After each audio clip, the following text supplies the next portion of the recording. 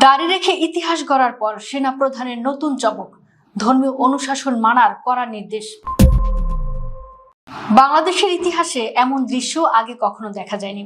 পশ্চিমা সামরিক রীতিনীতি আর তথাকথিত আধুনিকতার ছক ভেঙে দিয়ে বাংলাদেশ সেনাবাহিনীর শীর্ষ পদে আজ আক্ষরিক অর্থেই রচিত হলো এক নতুন ও গৌরবময় অধ্যায়।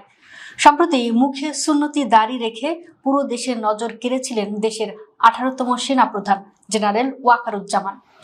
আর এবার তিনি এমন এক বজ্রকঠিন ও যুগান্তকারী নির্দেশ দিলেন যা শুধু বাংলাদেশ নয়, পুরো উপমহাদেশের সামরিক কাঠামোতে এক নতুন আলোচনার জন্ম দিয়েছেন।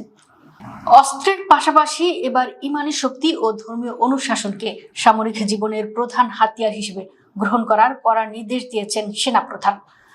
বিশ্লেষকরা বলছেন, দায়িত্ব পালনরত অবস্থায় অতীতে বাংলাদেশের কোনো সেনা প্রধানকে দাড়ি রাখতে দেখা যায়নি।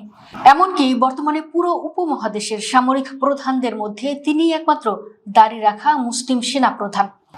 তার এই অকুতোভয় উপস্থিতি প্রমাণ করে বাংলাদেশ সেনাবাহিনী এখন আর কারো অন্ধ অনুকরণ করে না, বরং তারা নিজস্ব ধর্ম ও শেকড়ের উপর দাঁড়িয়ে মাথা উঁচু করে চলতে জানে।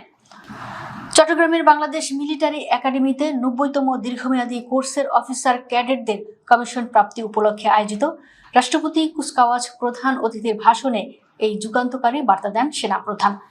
তিনি নবীন অফিসারদের চোখে চোখ রেখে স্পষ্ট জানিয়ে দেন, মাতৃভূমির স্বাধীনতা ও সার্বভৌমত্ব রক্ষার জন্য শুধু আধুনিক অস্ত্র থাকলেই হবে না, বুকে থাকতে হবে ইমানি জোর। তিনি বজ্রকণ্ঠে বলেন, মনে রাখবে, সামরিক জীবনে ধর্মীয় মূল্যবোধের চর্চা ও ধর্মীয় অনুশাসন মেনে চলার গুরুত্ব অপরিসীম। এর মাধ্যমেই একজন সেনা সদস্য কর্মক্ষেত্রে নিজেকে আদর্শবান, মর্যাদাবান ও উন্নত চরিত্রের অধিকারী হিসেবে গড়ে তুলবে। সবচেয়ে রোমাঞ্চকর দৃশ্যটি ছিল কুচকাওয়াজের ময়দানে।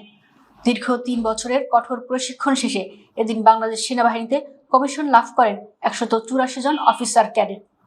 আর এই নবীন অফিসারদের সাথে কাঁধে কাঁধ মিলিয়ে প্যারেড গ্রাউন্ডে দাঁড়িয়েছিলেন ফিলিস্তিন, তানজানিয়া, জাম্বিয়া এবং মালদ্বীপের অফিসার ক্যাডেটরাও।